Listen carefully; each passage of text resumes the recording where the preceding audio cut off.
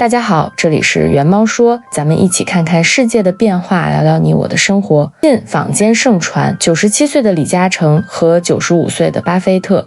这两位横跨半个世纪的资本顶流，在最近几个月里几乎同步做出了堪称历史性的清仓动作。这种级别的大佬平时一年都未必有一次大动作，现在两人同时减仓，背后绝不是简单的看空某只股票、某个市场，而很可能是在对整个全球经济发出强烈的避险预警。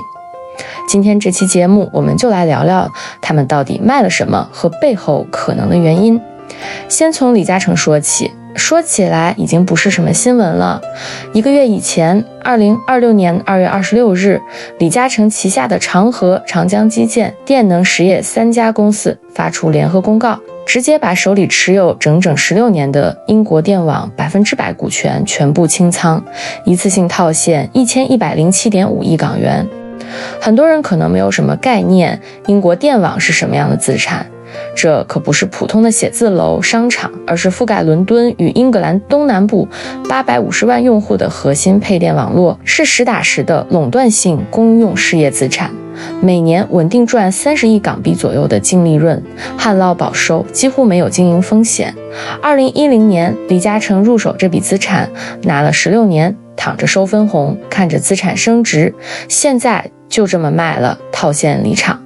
这已经不是李嘉诚第一次撤离英国，过去几年他陆陆续续地卖掉了英国的水务、天然气、电信资产，累计套现超过3500亿港元。但这次卖电网意义完全不同，因为这是他在英国最核心、最安全、最舍不得丢弃的压舱石。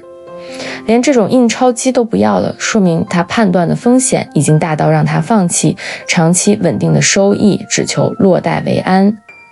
而另一边，美国的巴菲特最新财报显示，伯克希尔哈撒韦的现金储备已经冲到了3700亿到3800亿美元的历史最高纪录，占整个投资组合的比例高达 57.7%， 也就是说一半以上的钱现在都是在收利息。与此同时，巴菲特开启了疯狂减持模式，重仓10几年的苹果股票清掉了2/3，大批金融股、科技股批量赶仓，甚至把很多长期看好的核心资产都不计较短期涨跌，坚决卖出。要知道，苹果是巴菲特过去10几年最成功的投资，占他股票仓位的大头，现在狠心砍掉大部分，足以说明他对美股、对全球科技股的估值已经没什么太大信心了。两位老人，一个在东方，一个在西方，年龄加起来已经快200岁了，共同经历过2战、石油危机、互联网泡沫、次贷危机、新冠疫情，什么大风大浪没有见过呢？现在两人步调一致的跑路，这本身就是比任何经济数据都管用的预警。而且据说这2位如此同步的减仓操作在历史上只出现过一次，那就是2008年次贷危机之前。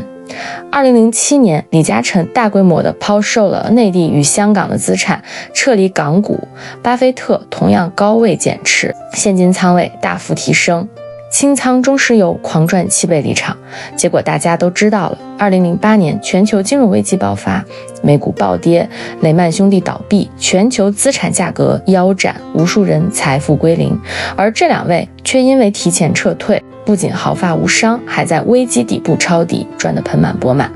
这不是巧合，这是顶级资本对周期的极致嗅觉。据说回看巴菲特的现金持仓历史，他这辈子一共出现过5次大规模现金超配，就是现金的持有比例超过 50%，而每一次都精准对应着全球的重大危机。第一次是1969年，巴菲特解散合伙基金，手握现金离场。随后的1970年，美股暴跌 35%。第二次1987年，他提前清仓大部分股票，紧接着黑色星期一，美股单日暴跌 22.6%。第三次2000年互联网泡沫前，他坚决不碰科技股，现金堆高，随后纳指暴跌，最高达到 78%。而第四次是2007年次贷危机前期，而随后的2008年金融危机就席卷了全球。第5次那就是现在了，2024年到2026年，现金再创纪录，持续减持核心资产。5次历史重演，5次危机前置，而这一次会是例外吗？在投资世界里，敬畏历史就是敬畏自己的本金。很多人会问，不就是卖资产囤钱吗？为什么要上升到危机的高度呢？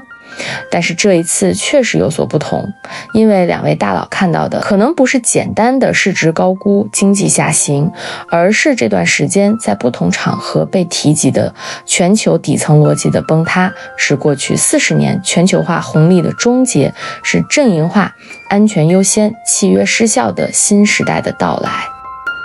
首先来看第一个核心变化，契约精神正在失效。在过去几十年，全球化的核心是效率优先，欧美国家欢迎外资投资基建、能源核心资产，大家相信合同，相信法律，相信私有财产神圣不可侵犯。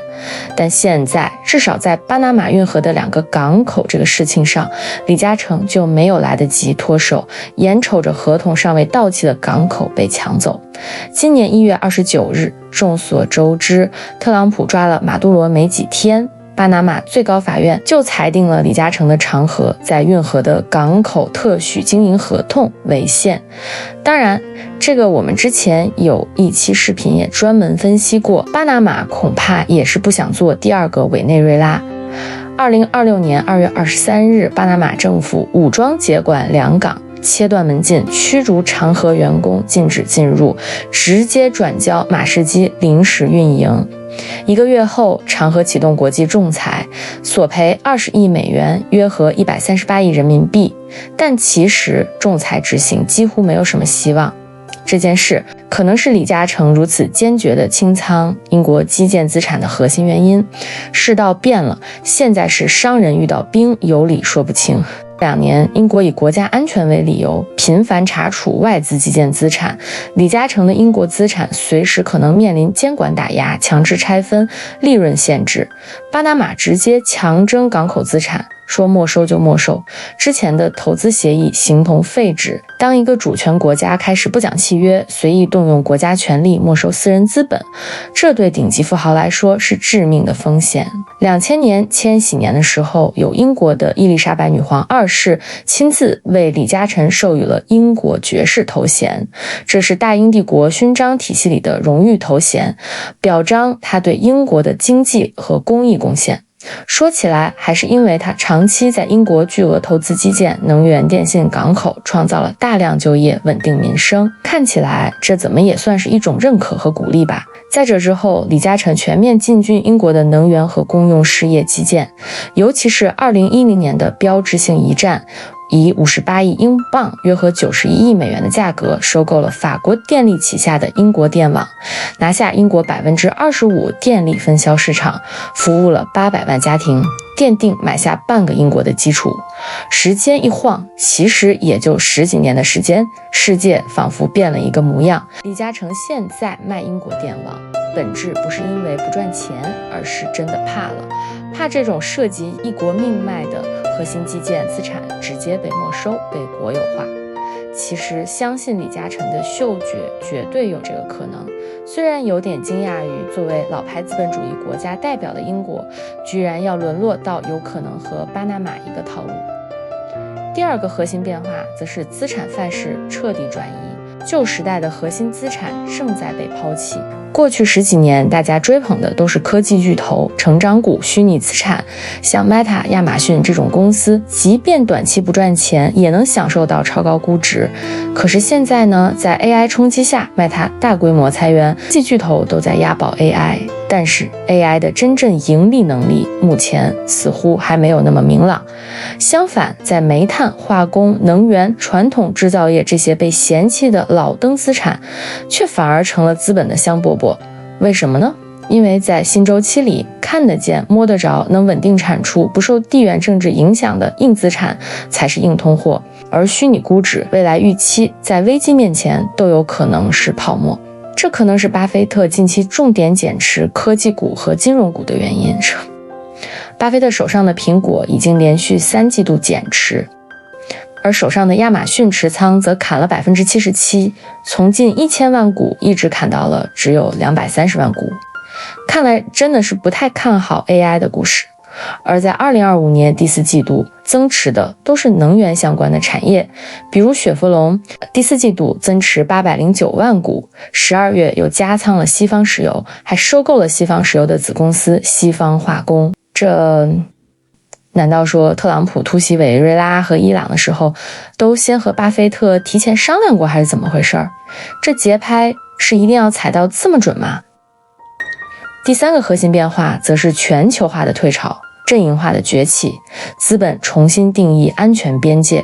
过去资本可以全球流，哪里赚钱就去哪里，现在的世界已经分成了不同的阵营，贸易壁垒、科技封锁、金融制裁层出不穷，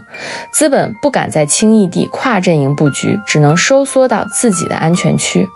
李嘉诚从欧洲撤离，转向东南亚、中东等亚洲核心区，巴菲特减持了全球资产，而抱紧美国短期国债。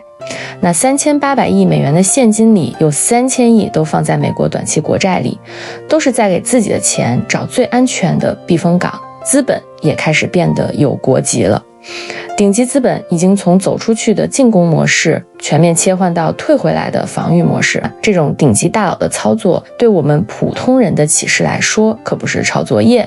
而是跟着神仙们的嗅觉一起闻到一点危机的味道。在大佬们都在卖资产回笼资金的时候，如果普通人还在加高杠杆买房、炒股、创业，那不是投资，而是在赌命。虚的、远的、看不懂的一律少碰，守住看得见、摸得着自己能掌控的东西。不管是房子、股票、基金，以前那种所谓你金发姑娘的美好时代，大概率是要告一段落了。好了，以上就是本期内容。如果你觉得这期的内容有收获，欢迎点赞、转发和订阅我们的频道。我们下期再见。